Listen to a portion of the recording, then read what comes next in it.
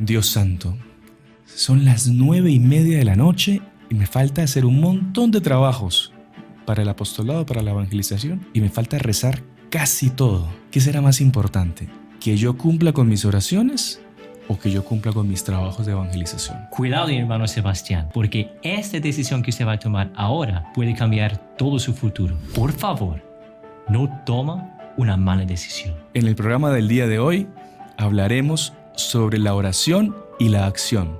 A final de cuentas, ¿qué es más importante para nuestra vida espiritual? Acompáñanos hasta el final. Salve María, el podcast católico en español de los Heraldos del Evangelio.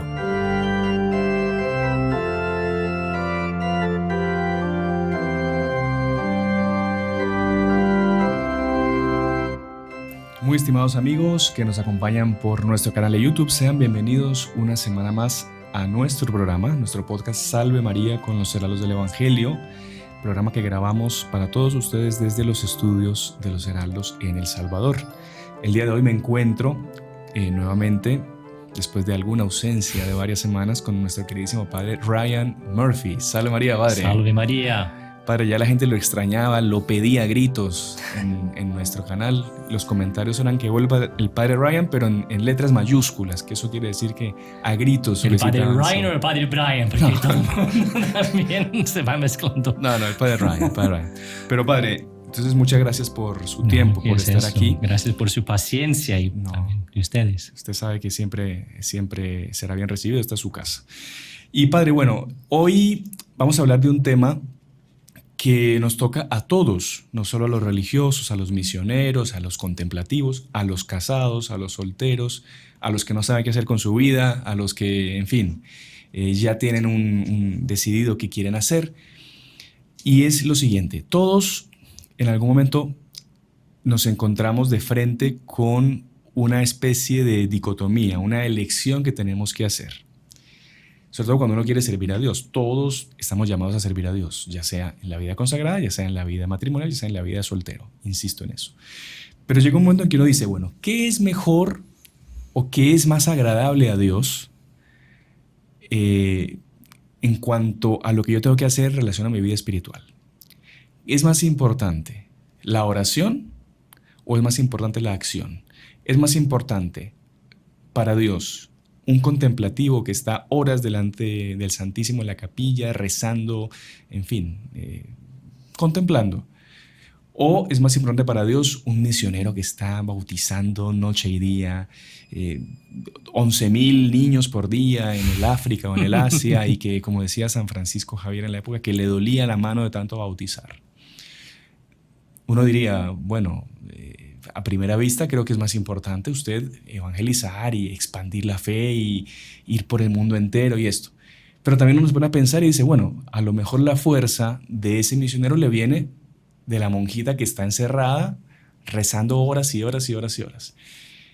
Y en nuestra vida también puede ser que lleguemos a un momento en el que no sabemos qué hacer. Si dedico más mi tiempo a la oración o si dedico más mi tiempo a la acción, a la evangelización o a trabajar.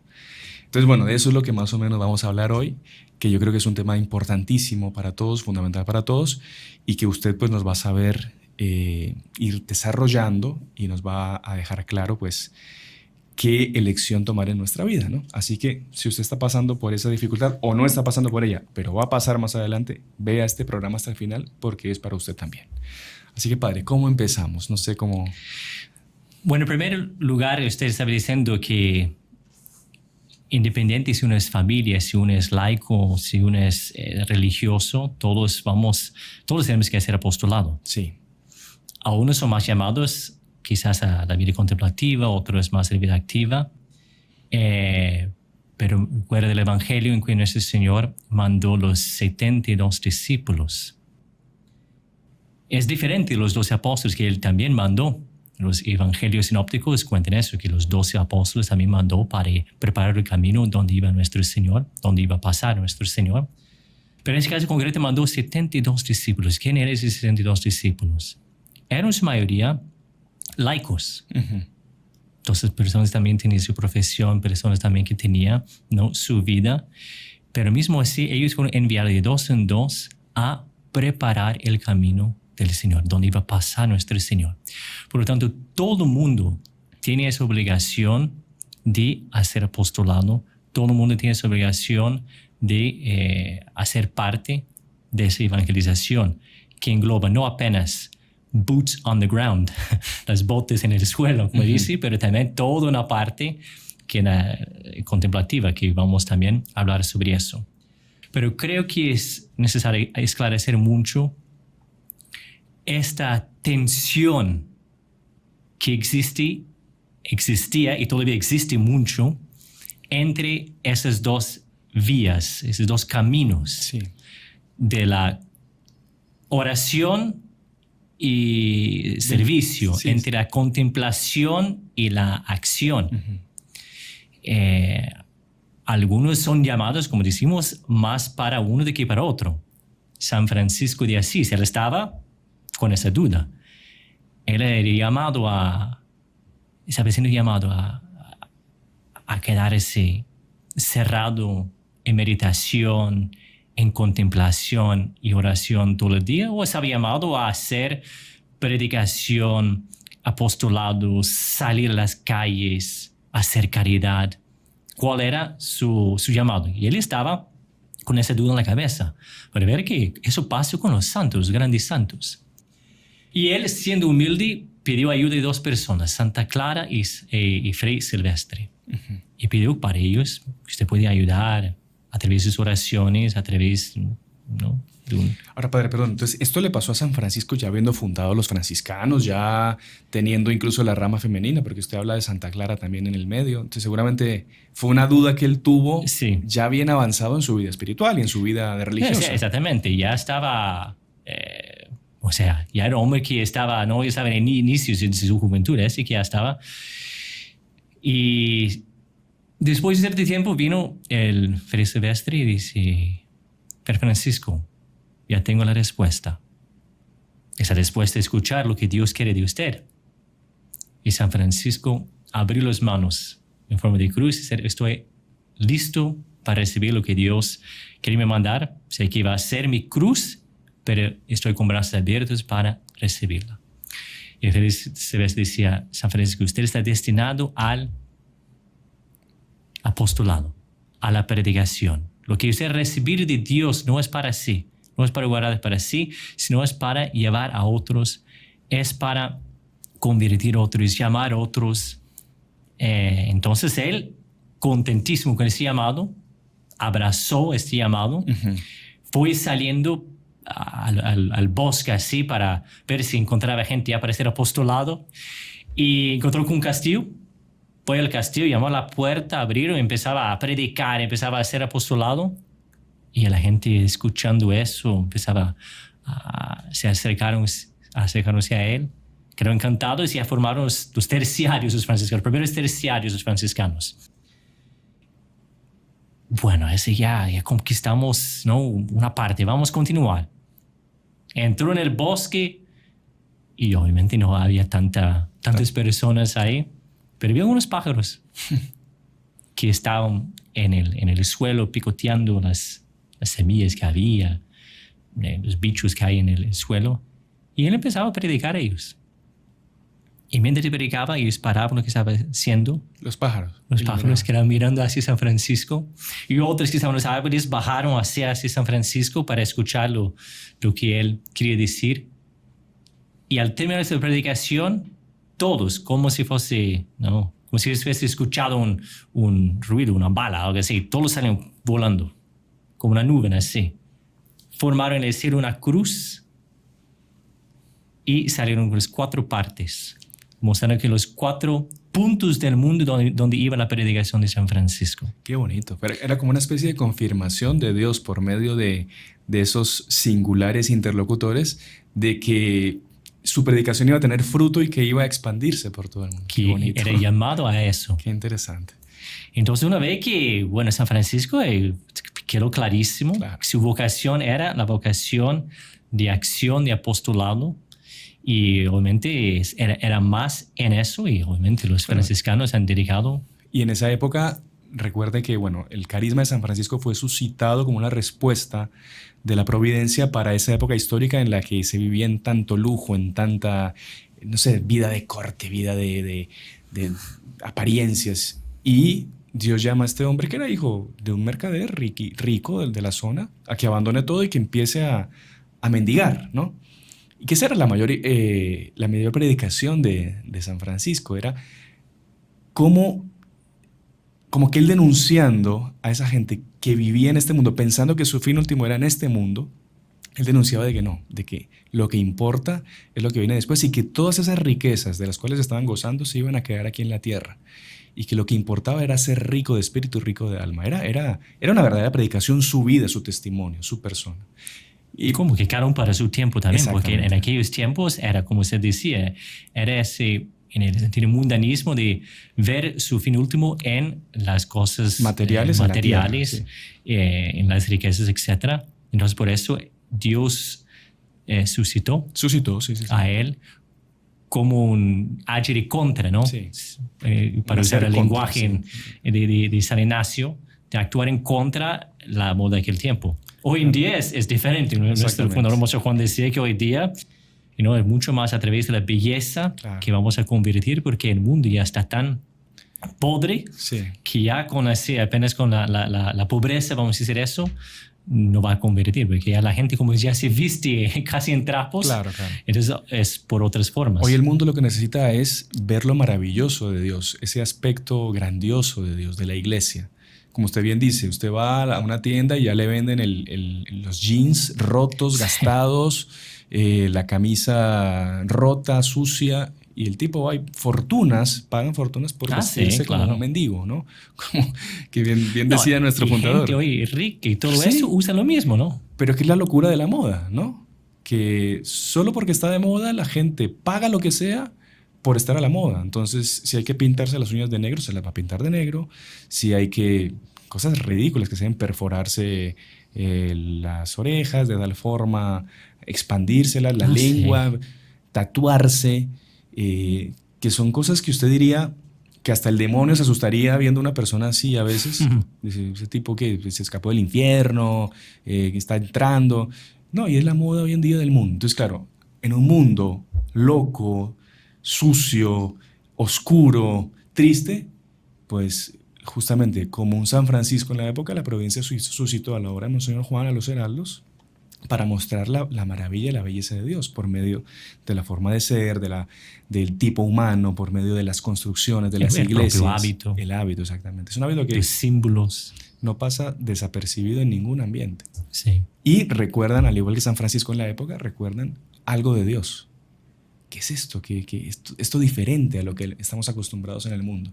Es bonito que la gente también entienda eso y tiene la respuesta a veces de ciertas incógnitas. ¿Por qué los heraldos se visten así? ¿Por qué esas iglesias tan grandes? ¿Por qué esa belleza tan exagerada? No, para Dios no es nada exagerado. Que entre un poco en el asunto también de que la gente piense que para evangelizar, para ser apostolado, es estar con las manos así trabajando y no estar así con su iglesia, no estar usando hábitos, no tener una vida de ceremonial, etc.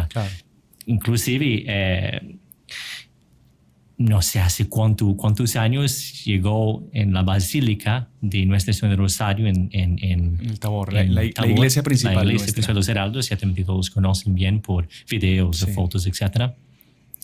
Llega gente de todos sus lugares para ver, hacer tour, etcétera, conocer. Llegó una señora católica, practicante, supuestamente. Ella entró en la basílica, quedó así, estaba con algunos familiares de ella, mostraron todo lo que tenía, llevaron hacia las capillas laterales y una de las capillas justamente que está a la derecha del altar principal es la capilla de adoración perpetua. Sí. Todos los días está ahí expuesto en día y noche el Santísimo Sacramento. Durante años ya está así. Ella entró, estaba durante el día y la capilla estaba llena de gente, jóvenes, heraldos. Estaban de la casa, del seminario. Sí, exactamente. Estaba ahí rezando. Uno estaba rezando el oficio divino, otro estaba rezando el rosario, otras oraciones personales. En unos 20 que se llama la capilla, ella salió de la capilla y dice, no puede acreditar. Qué egoísta esa gente. Egoísta. Egoísta. Qué egoísta esos Qué niños. egoísta. ¿Y por qué? Ellos debían estar en las calles trabajando, llevando la iglesia a los otros lugares. Están ahí en la capilla rezando el rosario. O sea, gente joven, gente capaz. Y están aquí todos rezando el rosario. Los que estaban acompañando, que eran muy chocados. Señora católica practicante. Ajá. Bueno, continuaron con el tour, etc. Llevaron hacia la biblioteca de la casa. Muchos libros y todo. Y fue viendo y de repente paró dentro de un libro que las obras de Santa Teresita del Niño Jesús. ¡Cómo me encanta Santa Teresita! Su vida, cómo me encanta sus obras. Y quien estaba con ella decía, interesante que ella es la patrona de las misiones y que nunca salió del convento. Uh-huh. Quedó todo el día en la contemplación y en la oración. Y todos entendieron como que... Claro. Exactamente. Entonces ve que como existe esa tensión, la gente que piensa, no, si uno está rezando, está quitando el tiempo que podría estar haciendo bien para una persona que está necesitada, etc. Y no es eso. Inclusive hay una persona, me acuerdo hace algunos años leyendo las memorias de un político americano. Wow, para hacer lecturas suyas. Que se decía que era católico practicante también. Y él, así... Un Kennedy cualquiera de la vida. Exactamente. Católico practicante, digamos, ¿no? Entonces él decía que baseaba su política en la Biblia, que su fe era la ancla, ¿no?, de todas sus decisiones políticas, de su agenda política, etc. Y sobre todo le encantaba el capítulo 25 de San Mateo. Aquel capítulo que, no sé si sabes, la parábola de las obras del rey, de misericordia. Que va llamando, ¿no?, de los que van a estar derechos y izquierda porque me visitaste, todo eso. Y al final dice, ¿no?, cada vez que lo hicisteis con uno de esos mis hermanos más pequeños, conmigo lo hicisteis. Y ese hombre decía que toda la salvación está basado en ese capítulo 25 de San Mateo. Esas son las palabras de él. Dice, para mí fue enormemente significativo que la única descripción en la Biblia sobre la salvación esté ligada a la disposición de actuar en favor de los demás. La única descripción en la Biblia, como que la única condición que el Señor pone para salvarse es actuar en favor de los demás. Hacer obras de misericordia. Es importantísimo, obviamente. Pero si uno va a procurar un poco más en la Biblia, ver que hay otros también casos y condiciones también. Miremos, por ejemplo, el Calvario. Claro. A la par de Nuestra Señora estaba 2 ladrones crucificados. A lo cual, de uno de ellos, Nuestra Señora decía, hoy estarás conmigo en el paraíso. ¿Cómo? ¿Cómo puede decir eso? Sí, claro. Esos 2 hombres que robaron, asaltaron, quizás asesinaron personas, son los antítesis de los justos del capítulo 25 de San Mateo. Sin embargo, de uno de ellos, Nuestra Señora decía, hoy estará en la pared. Nuestra Señora lo canonizó en vida. Sí. ¿Por qué? ¿Qué hizo ese hombre? Rezó. Pidió a él que lo salvara, decía, que se acordara, ¿no? Y decía, ¿no? Jesús, acuérdate de mí cuando llegues a tu reino. Santo Alfonso María Ligore va a decir eso, algo muy bonito. Sí, estoy leyendo algunas cosas que eran muy pesadas para la gente. Sí, oh poder maravilloso de la oración. 2 pecadores están muriendo en el Calvario al lado de Jesucristo. 1, porque ora, acuérdate de mí, se salva. El otro, porque no ora, se condena. Claro, que de ahí viene la famosa frase de San Alfonso, el que reza se salva, el que no reza se condena. Que por cierto, ¿se acuerda lo que decía nuestro fundador, Monseñor Juan? Esto ampliando un poco el pensamiento de San Alfonso. Él decía, yo digo más, quien tiene devoción a Nuestra Señora se salva quien no tiene devoción a Nuestra Señora se condena. Claro, es ampliando un poco todo el tema del amor a Nuestra Señora y cómo la oración a Dios por medio de Nuestra Señora es prácticamente una garantía de salvación. Sí. Perdón, que era un paréntesis. No, eso tiene mucho a ver, Sí. inclusive pues, su papel en eso. Pero creo que para nosotros el caso célebre que muestra esa tensión entre la vida activa y la vida contemplativa es en el famoso caso del Evangelio de Marta y María. Claro, ahí exactamente. Y todo el mundo, ¿no?, quiere opinar, ¿por qué es eso? ¿Por qué que tiene culpa de Marta trabajando y ese María echado los pies, no haciendo nada, dejando a su hermana ahí?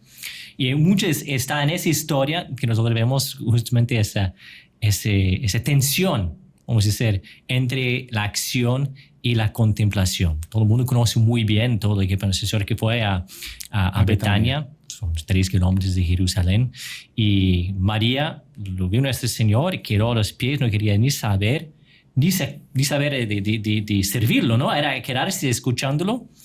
Y Marta, por otro lado, quedaba afanada con todos los cuidados de casa, quería ser un buen anfitriona. Claro, Nuestro Señor no es que iba solo, él iba con toda una comitiva de gente que implicaba preparar la casa, porque se hospedaban ahí a descansar, a dormir, alimentar a toda la gente. No sé, me imagino que tendrían cosas para descargar y guardar y qué sé yo, no sé. No era simplemente recibir al Dios de todo Dios. Un ceremonial también, claro, lavar los pies, después ahí sentarse. Era un rollo, era un rollo. Recibir una visita era un verdadero lío, digamos. Y más una visita de la importancia como Nuestro Señor. Claro, un lío en el sentido práctico de las cosas. Pero un honor, imagínese usted recibir a Nuestro Señor. Exactamente. Y obviamente Marta quería hacer lo mejor, ¿no? Sí. Como buena anfitriona y todo. Y al final Nuestro Señor dice a ella, Marta, ¿no? Tú andes inquieta y preocupada con muchas cosas, solo una cosa es necesaria. María ha escogido la mejor parte. Claro. Entonces, obviamente, se deduce con eso de que Nuestro Señor está diciendo, de modo no afirmativo, de que la vida contemplativa es superior a la vida activa. Uh-huh. La mejor parte, sí, dice Nuestro Señor, claro. Pero como va a decir Santa Teresa de Ávila, como una buena española, va a decir, mire, si todo el mundo quedase como la Magdalena a los pies de Nuestro Señor, ¿quién iba a darle de comer? Claro. Entonces, ¿cómo vamos a solucionar ese caso de la acción, de oración? O mejor dicho, ¿quién puede resolver ese impasse entre esas dos vías? Es justamente Nuestra Señora. Claro. Nosotros vemos Nuestra Señora es la figura contemplativa por excelencia. Estaba en la contemplación constante. Estaba recogida cuando llegó el ángel Gabriel a anunciar de que ella iba a ser la Madre de Dios. Y decía que ella rezaba, San Bernardo decía que rezaba todo, que ella arrancó de Dios justamente todo el plan así, conmovieron los cielos para que en aquel momento ya empezase toda la encarnación y todo eso. Y que Nuestra Señora, desde cuando era niña en el templo, como joven, como comenta San Buenaventura, que se despertaba en medio de la noche para rezar, pidiendo a Dios por lo menos la gracia de que ella podía servir la madre del Mesías. Ella lo que pedía era vivir en la época del Mesías para poder servir a la madre del Mesías como esclava. Sí, y decía que sus manos podían estar al servicio de la madre del Mesías, que sus ojos podían estar hacia el servicio de los pies. Eran varias peticiones que ella hacía como niña para servir la madre del Mesías. Y San Agustín va a decir que a través de la oración va a decir que Nuestra Señora primero lo concibió en su mente antes de concebirlo en su seno. Uh-huh. O sea, por la oración. Sin embargo, enseguida, ella decía, fiat mihi secundum verum tuum. Recibió el verbo encarnado. ¿Qué hace enseguida? Ella no se queda aislada, cerrada. Autocontemplándose y automaravillándose del don que ha recibido. ¿Qué sería legítimo? Sí. No, está con Nuestro Señor, es madre, tiene que cuidarse, etc. Inmediatamente después de recibir el ángel, ella va para ayudar al prójimo, a visitar su prima Santa Isabel. Sí. Su primera preocupación es una alma egoísta, estaría preocupado en Quizás, no, ahora tengo que cuidar. No, ahora voy a estar yo con Dios, es lo que es lo más importante para mí, para la humanidad, que yo esté bien, que estoy así cuidando de la criatura que está dentro de mí. No, ella fue ya en dirección a su prima y el Evangelio de San Lucas dice con prisa. Exacto. ¿Cómo será la Virgen apresurada? Exactamente. Curioso, ¿no? ¿Cómo? Entonces ella fue porque es eso, y porque la oración y el amor auténtico de Dios siempre tiene que desembocar en caridad con el prójimo. Ahora, tiene que ser una prisa, pero sin agitación, ¿no? Porque Nuestra Señora no puede haber nada imperfecto. Agitada. Agitada, claro. Dios no se encuentra en la agitación. Ella tenía el propio Dios en su seno. Por lo tanto, existe una santa prisa de querer hacer el bien, justamente, ¿no? Ese es algo típico de Nuestra Señora. Sí. Esa cierta prisa. Una vez en las bodas de Caná, Claro. Nuestra Señora decía, no es mi hora. Hace lo que Él diga. Claro. ¿No ve que Nuestra Señora siempre como que está en el punto para que avancen las cosas, para que Nuestra Señora sea más conocido? Y hay varios comentaristas que dicen que no es que Nuestra Señora quería en aquel momento propiamente resolver el caso del falta de vino, sino quería en aquel momento instituir la Eucaristía. Claro. No, ¿para qué esperar 3 años? Vamos ya. Una santa prisa, lo que se dice, ¿no? Claro. Exactamente. Que era para el beneficio de toda la humanidad en ese momento, Nuestro Señor. Sí. Claro, ella sabía que eso iba a venir en algún momento, pero no sabía cómo, en qué momento. O sea, también uno ve ese lado sobrenatural de Nuestra Señora. Ella sabía que el precursor concebir el pecado original estaba en su prima, San Juan Bautista. San Juan Bautista. Y por lo tanto ella fue con prisa porque ella quería que el pecado tuviese el mínimo contacto Sí. con San Juan Bautista posible.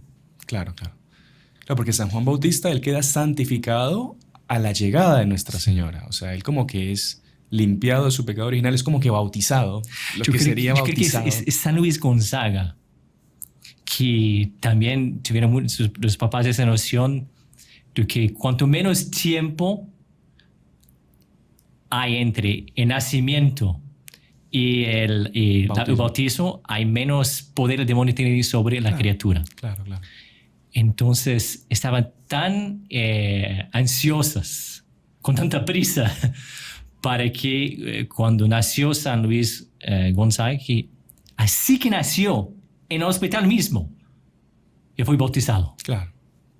Porque quería lo más mínimo contacto posible con el demonio. Claro. Que podía... Claro, recordemos que por causa del pecado original, los niños son meras criaturas de Dios y el demonio tiene una gran influencia sobre ellos hasta el momento del bautismo. Cuando ellos son bautizados, se limpia, ¿no? la mancha del pecado original y ya el niño pasa de ser criatura de Dios a ser hijo de Dios, ¿no? Exactamente. Y se abre su vida por medio del bautismo a todos los otros sacramentos, a la vida de la gracia, que es lo que le va a llevar al cielo, ¿no? Padre, mire, si quiere hacemos una pequeña pausa porque se nos fue ya la primera parte, incluso nos pasamos, pero está muy interesante el tema, muy agradable, y regresando pues continuamos un poco con la conclusión quizá de qué es más importante, ¿no? Sí. Si la oración o la acción. Así que no se pierdan la segunda parte, vean este pequeñito comercial. Y recuerden que es muy importante que se suscriban al canal y compartan para que más personas pues, se beneficien de este contenido católico. Ya regresamos, Salve María.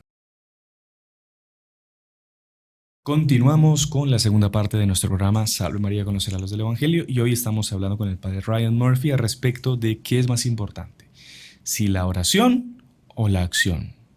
Entonces ya en la primera parte hemos dado varios ejemplos y llegamos hasta ese ejemplo paradigmático que es Nuestra Señora, ¿no?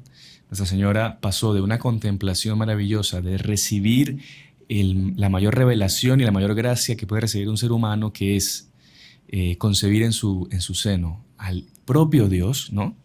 Ella pasó de esa contemplación a la acción. Inmediatamente ella salió presurosa, como bien explicaba el padre Ryan, a visitar a su prima Santa Isabel para querer hacer el bien, especialmente santificando a San Juan Bautista y sirviendo en las cuestiones prácticas necesarias de su prima, ¿no? Recordemos, es mucho más importante para ella el bien espiritual, ¿no? Que es lo primero, su primera intención, y también, evidentemente, sin descuidar toda la parte del servicio manual, la parte servil de todo lo que tenía que hacer con su prima. Y padre, bueno, no sé si esto nos lleva a una conclusión ya o mejor más adelante hacer la conclusión que sí es más importante. Yo creo que la conclusión ya está en eso, es que la anunciación siempre tiene que ser, va seguida de la visitación, o sea, siempre de la oración siempre tiene que salir las buenas obras. Claro. Entonces, una señal de que la persona está bien en su vida interior, bien en su vida de oración, es cuando se lleva a preocuparse por los demás.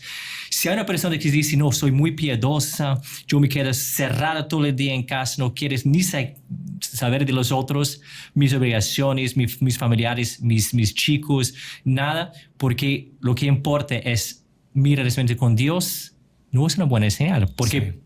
De la anunciación salió la visitación. Claro, claro. No es que quedó Nuestra Señora cerrada, siempre. ¿Sabes? Me acuerdo de un caso muy interesante cuando era bien más joven, estaba comenzando en los Heraldos. Había un chico que también participaba, que hoy en día es sacerdote, ¿no? Y me acuerdo que él se la pasaba en la capilla, él rezaba un montón, para todo el mundo, qué impresionante, qué piadoso que es. Y yo me acuerdo un día que en la época del superior era un gran apóstol, tenía mucho don, mucho carisma para dar charlas y para estar con los chicos, y jugaba y los divertía y les enseñaba el catecismo. Era un gran apóstol y tenía muy buen ojo para la formación. Y un día en una reunión de apostolado, que son unas reuniones que hacemos para ver cómo están las actividades con los jóvenes, para comentar cómo va avanzando cada joven, o cuidado con este joven que se está alejando de la oración, se está alejando, seguramente tiene una mala amistad. Entonces, como que vamos viendo los chicos que frecuentan las actividades y se ve cómo hacerles bien. Y me acuerdo que el superior le dijo a este hermano, que hoy en día es sacerdote. Él estaba en la reunión. Estaba en la reunión, era uno más de nosotros. Y le dijo, mire, ¿sabe cuál es su problema? Es que usted, para no hacer apostolado, usted va y se esconde en la capilla. Entonces usted piensa que por estar horas en la capilla rezando, usted no tiene obligación de salir y hacer apostolado y preocuparse por los demás. Y a mí me pareció impresionante, porque claro, yo siempre lo veía a él, pucha, qué bonito, siempre está rezando. Pero en el fondo era un vagabundo, porque el sábado, que era cuando llegaban los jóvenes, era para dedicarse a hacer apostolado y atenderlos. Claro, y no para esconderse rezando. Lo cuento ¿por qué? Porque él perseveró, cambió completamente, aceptó muy bien la corrección y pasó a ser un apóstol de primerísima, tanto así que hoy en día es sacerdote. Entonces, usted ve que ese regaño, esa llamada de atención, le hizo a él entender algo que quizá tenía justamente la confusión de la que estamos hablando. No, es mucho más importante yo estar aquí rezando y que los otros pues se arreglen y hagan el apostolado. Y no. Claro, todo tiene su debido tiempo. Exacto. En el tiempo de hacer apostolado, ese tiempo de hacer apostolado, no es para hacer otra cosa. Hay un ejemplo muy hermoso de Santa Francisca Romana. Santa Francisca, sí. Romana. Ella era, o sea, casada, muy piadosa, muy religiosa, ayudaba a los pobres y todo eso, pero ella decía, solía repetir esa frase: muy buena es la oración, pero la mujer casada debe conceder gran importancia a sus deberes del hogar. Claro. No sé si todos los que están escuchando van a estar de acuerdo con Santa Francesca. Padre, y que eso le pasa a mucha gente, a muchas señoras también, que a veces usted escucha, no, es que mi marido no me apoya en la iglesia, en la oración y no sé cuánto. Claro, si el marido llega al trabajo, después de horas ahí matándose, llega a la casa y no está la comida porque la señora estuvo rezando toda la tarde o se fue a hacer adoración al Santísimo, o sea, muy lindo y todo, pero usted tiene que cumplir sus obligaciones de esposa. O sea, usted no puede descuidar su casa. Exactamente. Porque se fue a una vigilia 3 noches seguidas sin dormir y el esposo aguantando hambre en la casa. O sea, no puede dejar las obligaciones que Dios quiere de uno, usando a Dios como la excusa. La excusa, exactamente. ¿Qué es más importante? ¿Servir a los hombres o a Dios? ¿No? Y en el fondo, ¿qué está consiguiendo con eso? Que su marido agarre como una especie de aversión a las cosas de la iglesia, a las cosas de Dios, porque sos una fanática, sos una loca, estás todo el día metida ahí, y en la casa, que es donde tiene que comenzar la caridad, nunca estás. O sea, entonces es importante ese equilibrio, ¿no? Sí. Como dice entonces, no, es Santa Francisca. Romana, ella una vez estando en casa, quería su oración favorita, era el oficio parvo de la Virgen, y empezaba, es un librito, empezaba a rezar, y de repente una persona llamó a la puerta. ¿Quién es? No, es un pobre que está queriendo decir una limosna. Ah, bueno, levantóse algunos moneditos, dio al pobre, volvió a su habitación, sobre la puerta recogida, cogió el libro, empezaba otra vez. ¡Francesca, Francesca! Era su esposo Ponciano. ¿Qué quiere ese hombre? Sí, bajó otra vez, salió, atendió lo que él quería, regresó, abrió otra vez el libro. ¡Francisca, Francisca! Otra vez su esposo. Y ella con mucha paciencia cerró, fue a atender lo que precisaba. 5 veces pasó eso. 5 veces ella intentó abrir su libro para leer, para rezar, y 5 veces tuvo que cerrar y atender, ¿no?, a su esposo. Y la 5ª vez, cuando ella abrió el libro, estaba la caligrafía, las letras sí, en oro. Wow.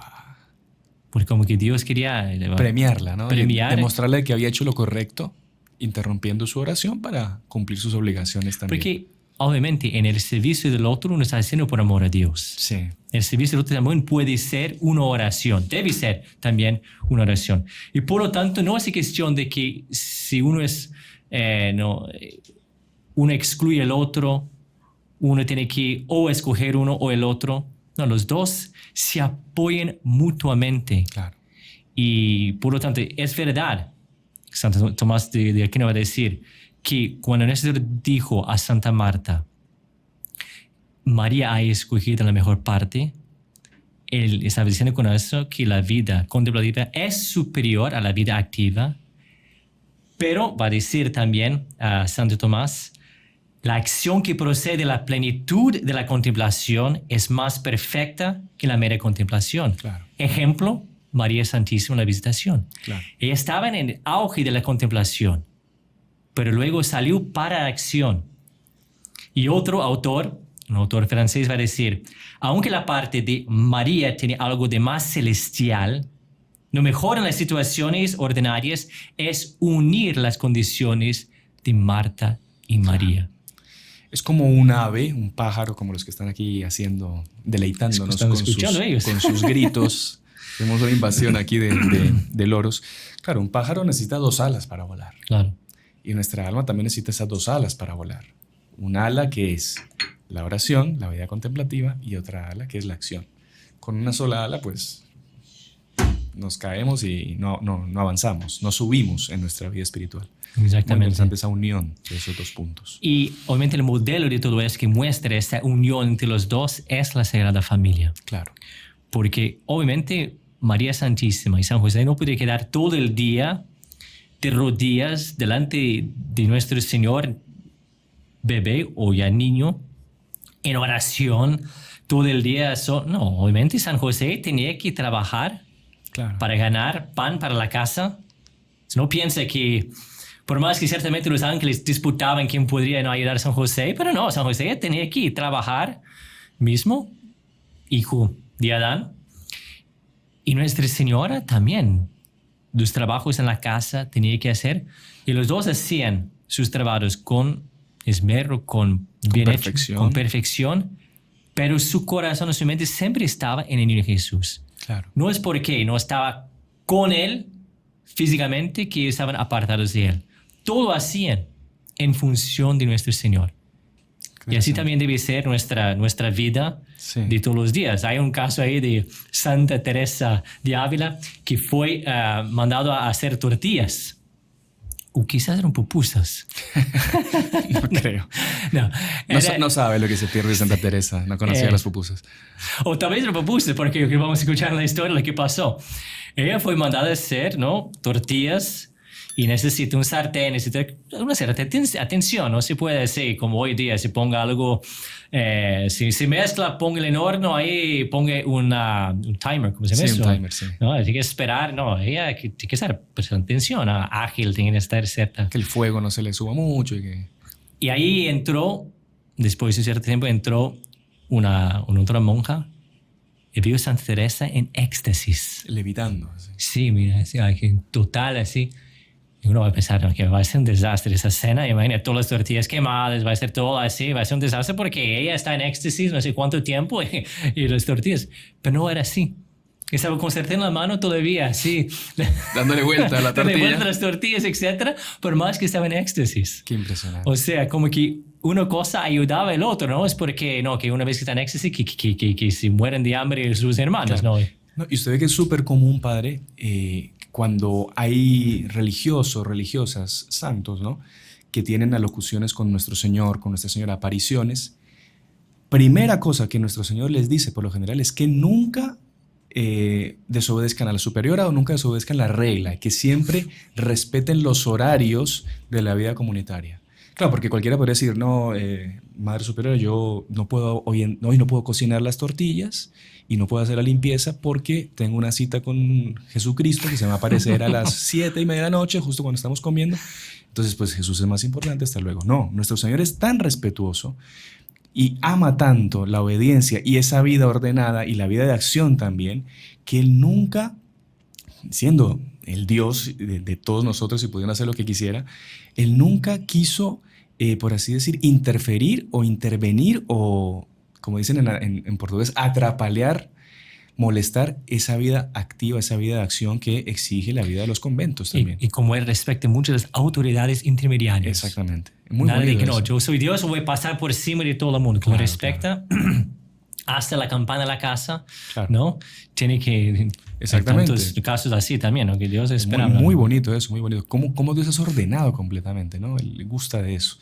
Y mismo, bueno, nos iríamos a otro tema, abriríamos un agujero negro en el espacio que sería, pero como todos estos místicos son beneficiados con gracias místicas fenomenales, ver a Dios, en fin, al Sagrado Corazón de la Virgen, pero por otro lado Dios también les pone unos sufrimientos y pasan por unas calamidades terribles, claro, porque si no, diría uno, puede ser que la persona sufra quizá tentación de orgullo por tener esa gracia inmerecida, que él piensa que es merecida, de hablar con Dios o de hablar con la Virgen, o de hablar. Entonces, la providencia lo va educando y lo va formando de una forma, vale la pena, vale la redundancia, lo va formando de la mejor forma, ¿no?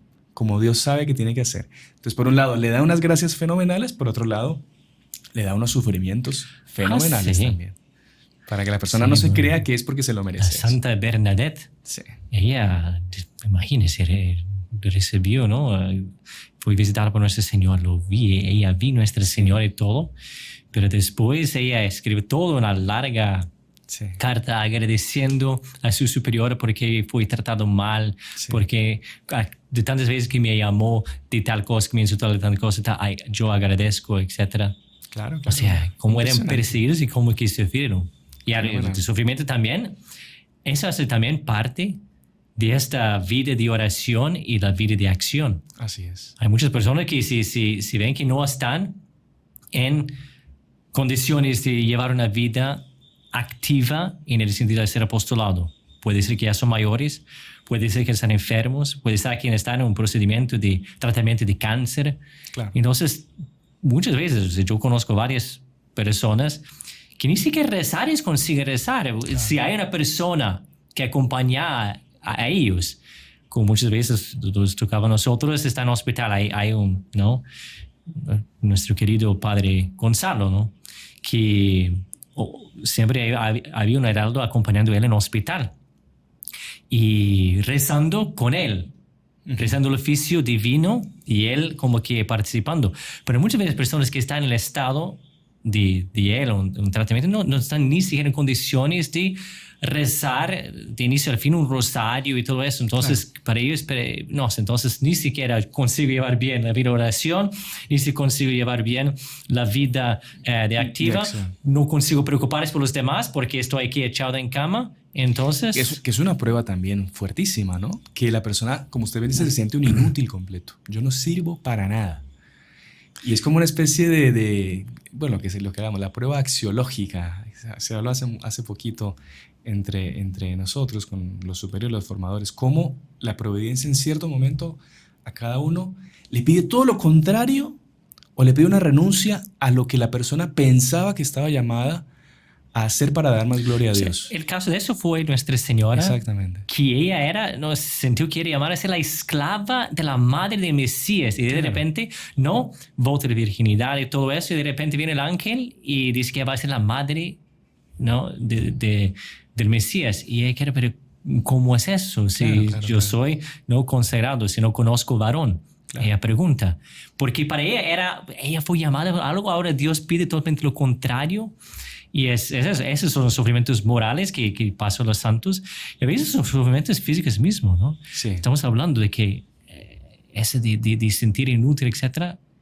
Nuestro fundador, Monseñor Juan Clá, nosotros sabemos que 14 años se pasó con las secuelas del derrame cerebral que sufrió en 2010.